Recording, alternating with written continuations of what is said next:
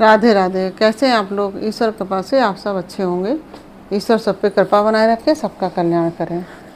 आज हम बताने जा रहे हैं श्रीमद् भागवत महापुराण के तृतीय स्कंद का 15वां अध्याय, जो है जय विजय को सनकादि का शाप। और उसके पहले हम कहना चाहेंगे, यदि आपने हमारे चैनल को सब्सक्राइब नहीं किया तो प्लीज़ हमारे चैनल को सब्सक्राइब ज़रूर कर लीजिए और बेल आइकन बटन ज़रूर दबा दीजिए प्लीज़। और अगर आपको हमारा चैनल पसंद आ रहा है, तो हमारे कथा पसंद आ रही है, आपको हेल्पफुल लग रही है, तो आप प्लीज़ वीडियो को शेयर और लाइक ज़रूर कर दीजिए और कमेंट ज़रूर करिए। कमेंट में कम से कम आप लोग राधे राधे तो लिख ही सकते हैं ना, क्योंकि राधे राधे तो ईश्वर का नाम है और भगवान कृष्ण की ही कथा है, उसके लिए आप राधे राधे तो लिख ही दीजिए कम से कम। और हमको भी अच्छा लगेगा और भगवान को भी अच्छा लगेगा। चलिए अब चलते हैं, कथा की तरफ चलते हैं। श्रीमन्नारायण नारायण हरि हरि, भजमन नारायण नारायण हरि हरि। तेरी लीला सबसे प्यारी प्यारी हरि हरि, तेरी लीला सबसे न्यारी न्यारी हरि हरि। श्रीमन्नारायण नारायण हरि हरि। राधे राधे। बोलो कृष्ण कन्हैया लाल की जय।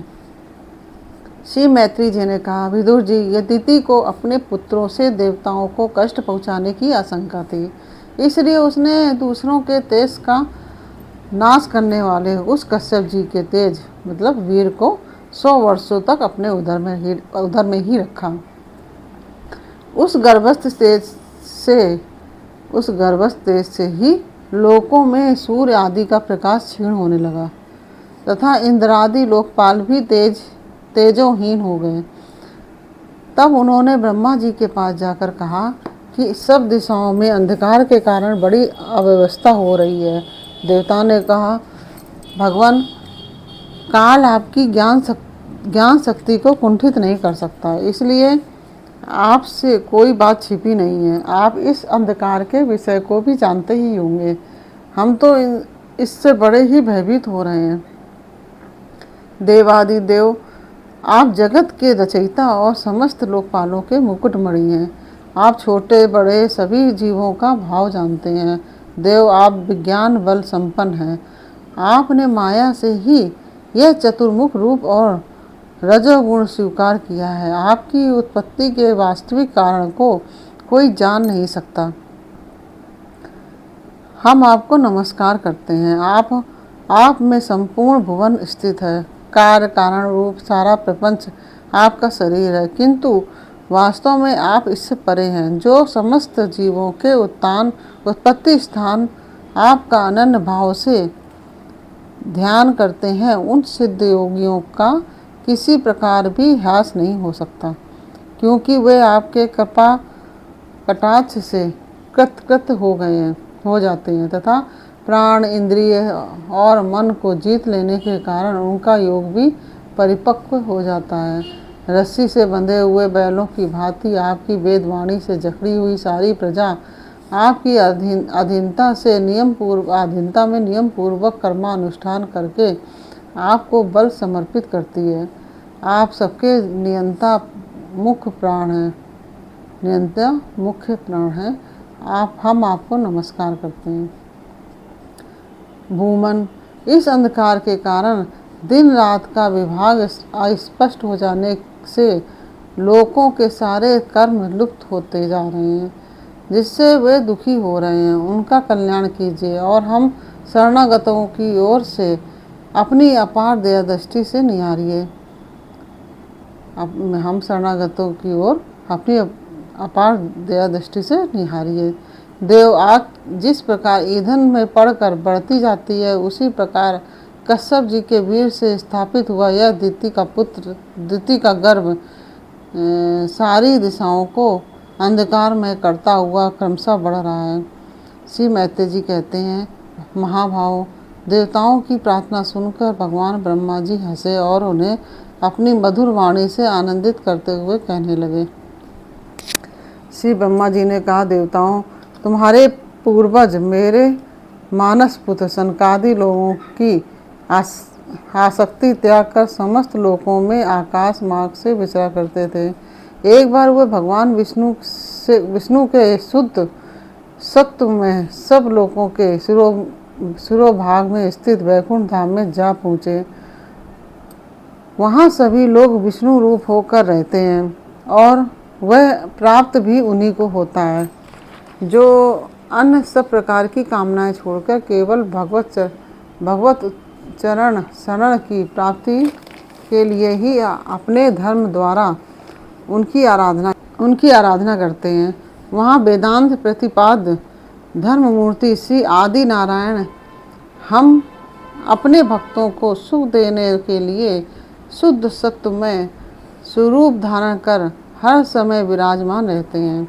उस लोक में नैसेयस नाम का एक वन है। नैसेयस नाम का एक वन है जो मूर्तिमान केवल सा ही जान पड़ता है। वह सब प्रकार की कामनाओं को पूर्ण करने वाले वृक्षों से सुशोभित है जो स्वयं हर समय छह ऋतुओं की शोभा से संपन्न रहते हैं। वहाँ विमानचारी गंधर्वगण अपनी प्रियाओं के सहित अपने प्रभु की पवित्र लीलाओं का गान करते रहते हैं जो लोगों की संपूर्ण पाप राशि को भस्म कर देने वाली है। उस समय सरोवरों की खिली हुई मंद मकरंदपूर्ण वासंतिक माधवी लता की सुमधुर गंध उनके चित्त को अपनी ओर खींचना चाहती है, परंतु वे उसकी ओर ध्यान ही नहीं देते, वरम उस गंध को उड़ाकर लाने वाले वायु को ही बुरा भला कहते हैं। जिस समय भ्रमराज ऊंचे स्वर से गुंजार करते हुए मानो हरि कथा का गान करते हैं, उस समय थोड़ी देर के लिए कबूतर, कोयल, सारस, चकवे, पपीहे, हंस, तोते, तीतर और मोरों का कोलाहल बंद हो जाता है, मानो वे भी उस कीर्तन आनंद में बेसुध हो जाते हैं। श्री हरि तुलसी से अपने विकसी विग्रह को सजाते हैं और तुलसी की गंध का ही अधिक आदर करते हैं। यह देखकर वहाँ के मंदार, कुंद, कुरबक, तिलक वृक्ष, उत्पल, रात्रि में खिलने वाले कमल को उत्पल कहते हैं, चंपक, अण, पुन्नाग, नागकेसर, बकुल, मोरसिरी, अम्बुज, दिन में खिलने वाले कमल और परिजात आदि पुष्प सुगंध युक्त होने पर भी तुलसी का ही तप अधिक मानते हैं। यह लोक वैदुर्य, मरकत, मणि, पन्ने और सुवर्ण के विमानों से भरा हुआ है। ये सब किसी कर्म फल से नहीं बल्कि एकमात्र श्री हरि के पाद पद्मों की वंदना करने से ही प्राप्त होते हैं। इन विमानों पर चढ़े हुए कृष्ण प्राण भगवत भक्तों के चित्तों में बड़े बड़े नितंबों वाली सुमुखी सुंदरियां भी अपनी मंद मुस्कान एवं मनोहर हास परिहास से काम विकार नहीं उत्पन्न कर सकती।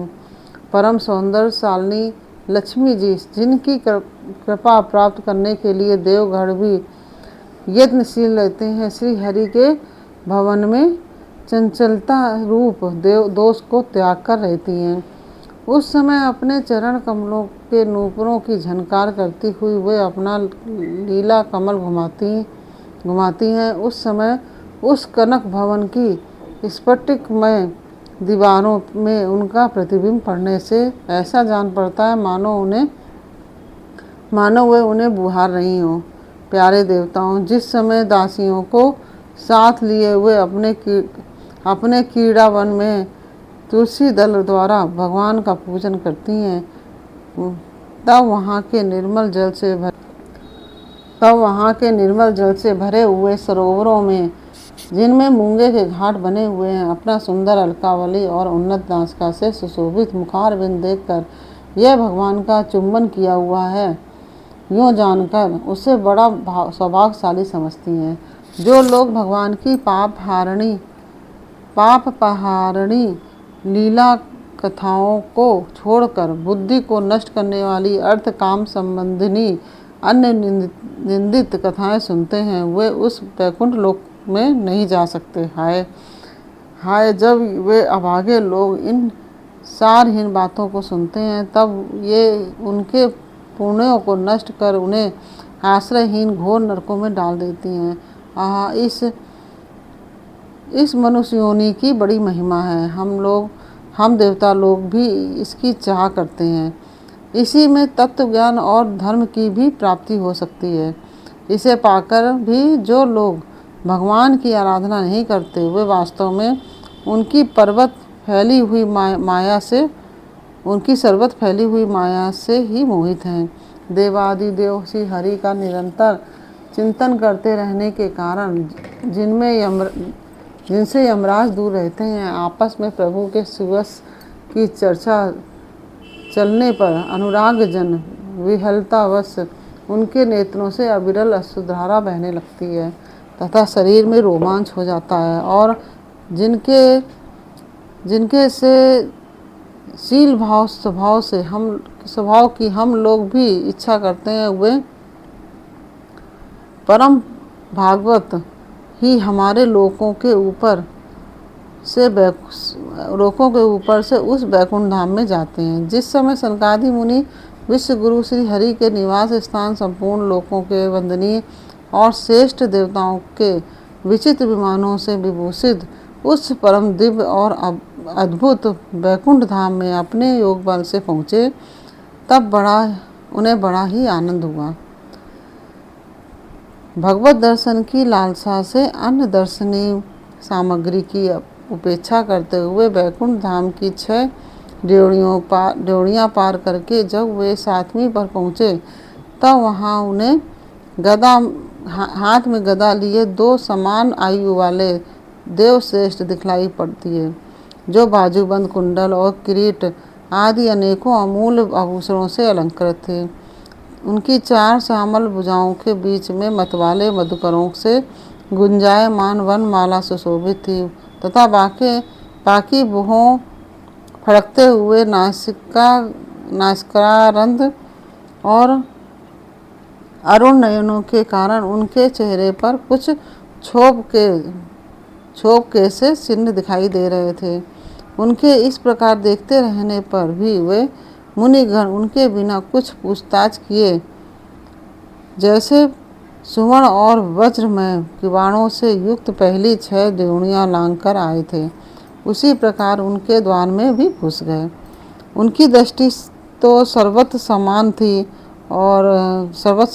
और वे निशंक होकर सर्वत्र बिना किसी रोक टोक के विचरते थे। वे चारों कुमार पूर्ण तत्वज्ञ थे तथा ब्रह्मा की सृष्टि में आयु में सबसे बड़े होने पर भी देखने में 5 वर्ष के बालक से जान पड़ते थे और दिगंबर वृत्ति से नंग धड़ंग रहते थे। उन्हें इस प्रकार निसंकोच रूप से भीतर जाते देख उन द्वारपालों ने भगवान के शील स्वभाव के विपरीत सनकादि के तेज की हंसी उड़ाते हुए उन्हें वेद अड़ाकर रोक दिया। यद्यपि वे ऐसे दुर्व्यवहार के योग नहीं थे। जब उन द्वारपालों ने वैकुंठवासी देवताओं के सामने पूजा के सर्वश्रेष्ठ पात्र उन कुमारों को इस प्रकार रोका, तब अपने प्रियतम प्रभु के दर्शनों में विघ्न पड़ने के कारण उनके नेत्र सहसा कुछ क्रोध से लाल हो उठे और वे इस प्रकार कहने लगे। मुनियों ने कहा, अरे द्वारपालों, जो लोग भगवान की महती सेवा के प्रभाव से इस लोक को प्राप्त होकर यहाँ निवास करते हैं, वे तो भगवान के समान ही समदर्शी होते हैं। तुम दोनों भी उन्हीं में से हो, किंतु तुम्हारे स्वभाव में यह विषमता क्यों है? भगवान तो परम शांत स्वभाव है, उनका किसी से भी विरोध भी नहीं है। फिर यहाँ ऐसा कौन है जिस पर शंका की जा सके? तुम स्वयं कपटी हो, इसी से अपने ही समान दूसरों पर शंका करते हो। भगवान के उदर में यह सारा ब्रह्मांड स्थित है, इसलिए यहाँ रहने वाले ज्ञानी जन सर्वात्मा श्री हरि से अपना कोई भेद नहीं देखते, बल्कि महाकाश में घटाकाश की भांति उनमें अपना अंतर्भाव देखते हैं। तुम तो देव रूपधारी हो, फिर भी तुम्हें ऐसा क्या दिखाई देता है जिससे तुमने भगवान के साथ कुछ भेदभाव के कारण होने वाले भय की कल्पना कर ली है। तुम तो इन भगवान वैकुंठ नाथ के पार्षद, किंतु तुम्हारी बुद्धि बहुत मंद है। अतएव तुम्हारा कल्याण करने के लिए हम तुम्हारे अपराध के योग दंड का विचार करते हैं। तुम अपनी भेद बुद्धि के दोष से इस वैकुंठ लोक से निकलकर उन पापमय योनियों में जाओ जहाँ काम, क्रोध, लोभ प्राणियों के ये 3 शत्रु निवास करते हैं। सनकादि के ये कठोर वचन सुनकर और ब्राह्मणों के शाप को किसी भी प्रकार के शस्त्र समूह से निवारण होने योग न जानकर श्री हरि के वे दोनों पार्षद अत्यंत दीन भाव से उनके चरण पकड़कर पृथ्वी पर लौट गए। वे जानते थे कि उनके स्वामी श्री हरि भी ब्राह्मणों से बहुत डरते हैं। फिर उन्होंने अत्यंत आतुर होकर कहा, भगवान, हम अवश्य अपराधी हैं, अतः आपने हमें जो दंड दिया है वह उचित ही है और वह हमें मिलना ही चाहिए। हमने भगवान के अभिप्राय न समझकर उनकी आज्ञा का उल्लंघन किया है। इससे हमें जो पाप लगा है वह आपके दिए हुए दंड से सर्वदा धुल जाएगा।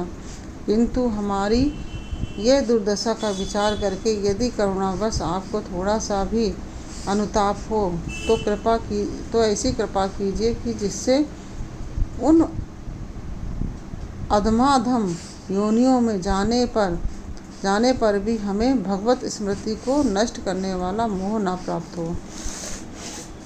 इधर सब साधुजनों में हृदय धन भगवान कमलनाभ को मालूम हुआ कि मेरे द्वारपालों ने सनकादि साधुओं का अनादर किया है। तब वे लक्ष्मी जी के सहित अपने उन्हीं श्री चरणों से चलकर ही वहाँ पहुँचे, जिन्हें परमहंस मुनिजन भी ढूंढते रहते हैं, सहज में पाते नहीं हैं। सनकादि ने देखा कि उनकी समाधि के विषय में श्री वैकुंठनाथ स्वयं उनके नेत्र गोचर होकर पधारे हैं। उनके साथ साथ पार्षदगण छत्र, चामर आदि लिए हुए चल रहे हैं और प्रभु के दोनों ओर राजहंस के पंखों के समान 2 श्वेत चमन डुलाए जा रहे हैं। उनकी शीतल वायु से उनके श्वेत छत्र में लगी हुई मोतियों की झालर हिलती हुई ऐसी शोभा दे रही है कि मानो चंद्रमा की किरणों से अमृत की बूंदें झर रही हों। प्रभु समस्त सद्गुणों के आश्रय हैं। उनकी सौम्य मुख मुद्रा को देखकर जान पड़ता था मानो वे सभी पर अनवरत कृपा सुधा की वर्षा कर रहे हों।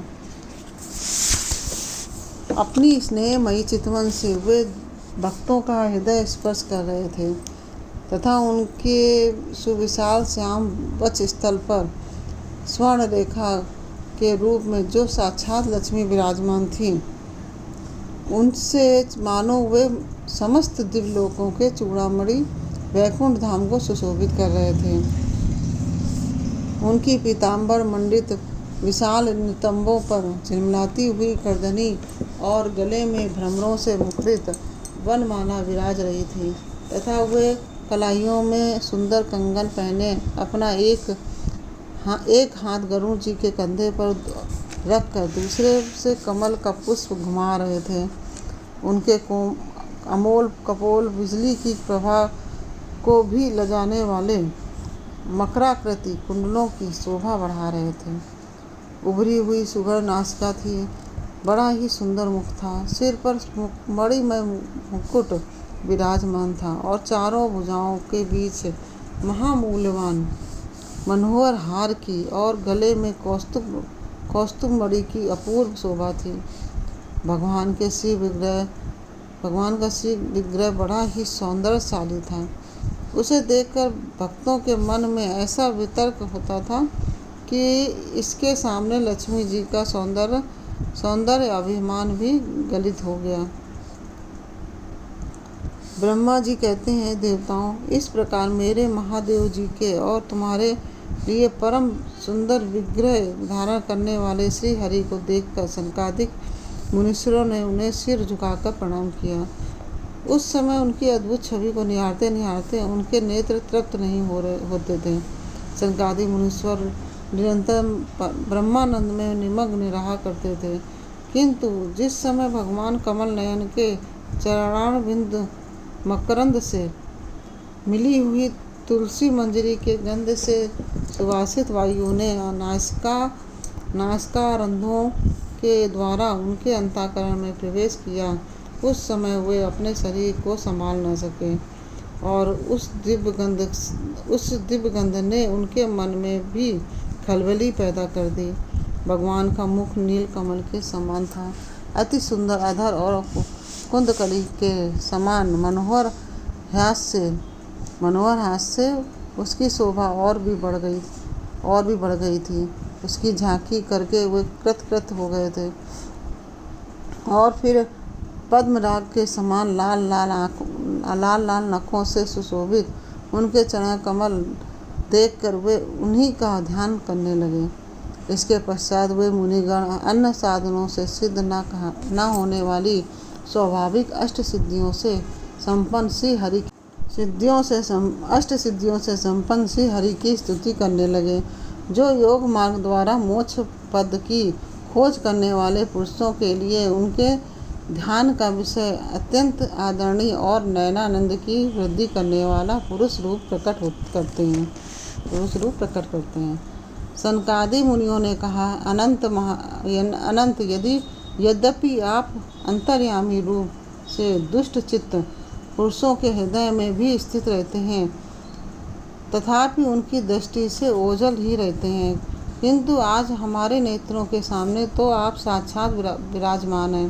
प्रभु, जिस समय आपसे उत्पन्न हुए हमारे पिता ब्रह्मा जी ने आपका रहस्य वर्णन किया था, उसी समय श्रवण रंध्रों द्वारा हमारी बुद्धि में तो आप विराजे थे, किंतु प्रत्यक्ष दर्शन का महान सौभाग्य तो हमें आज ही प्राप्त हुआ है। भगवान हम आपको साक्षात परमात्म तत्व ही जानते हैं। इस समय आप अपने विशुद्ध सत्व में विग्रह से अपने इन भक्तों को आनंदित कर रहे हैं। आपकी इस सगुण साकार मूर्ति को राग और अहंकार से युक्त मुनिजन आपकी कृपा दृष्टि से प्राप्त हुए सुदृढ़ भक्ति योग के द्वारा अपने हृदय में उपलब्ध करते हैं। प्रभु, आपका सुयश अत्यंत कीर्तनीय और सांसारिक दुखों की निवृत्ति करने वाला है। आपके चरणों की शरण में रहने वाले जो महाभाग आपकी कथाओं के रसिक हैं, वे आपके आत्यंतिक प्रसाद मोक्ष पद को भी कुछ अधिक नहीं गिनते। फिर जिन्हें आपकी जरा सी टेढ़ी भौएं ही भयभीत कर देती हैं, उन इंद्रपद आदि अन्य भोगों के विषय में तो कहना ही क्या है। भगवान, यदि हमारा चित्त भौरे की तरह आपके चरण कमल में ही रमण करता रहे, हमारी वाणी तुलसी के समान आपके चरण संबंध से ही सुशोभित हों और हमारे कान आपकी सुधा से परिपूर्ण रहें, तो अपने पापों के कारण भले ही हमारा जन्म नरक आदि योनियों में हो जाए, इसकी हमें कोई चिंता नहीं है। विपुल कीर्ति प्रभु, आपने हमारे सामने जो यह मनोहर रूप प्रकट किया है, उससे हमारे नेत्रों को बड़ा ही सुख मिला है। विषयासक्त अजितेंद्रिय पुरुषों के लिए इसका दृष्टिगोचर होना अत्यंत कठिन है। आप साक्षात भगवान हैं और इस प्रकार स्पष्टतया हमारे नेत्रों के सामने प्रकट हुए हैं। हम आपको प्रणाम करते हैं। इस प्रकार यह 15 अध्याय पूर्ण हुआ। और इसके साथ अगर हम आपसे कहना चाहते हैं कि यदि आपको हमारी कथा पसंद आई हो तो आप वीडियो को लाइक शेयर ज़रूर कर दीजिए और कमेंट ज़रूर करिए। कमेंट में राधे राधे लिखिए और फिर मिलते हैं आपसे अगली वीडियो में, अगले अध्याय में। श्रीमन्नारायणी नारायणी हरि हरि, भजमन नारायणी नारायणी हरि हरि। तेरी लीला सबसे प्यारी प्यारी हरि हरि, तेरी लीला सबसे न्यारी न्यारी हरि हरि। श्रीमन्नारायणी नारायणी हरि हरि, भजमन नारायणी नारायणी हरि हरि। राधे राधे।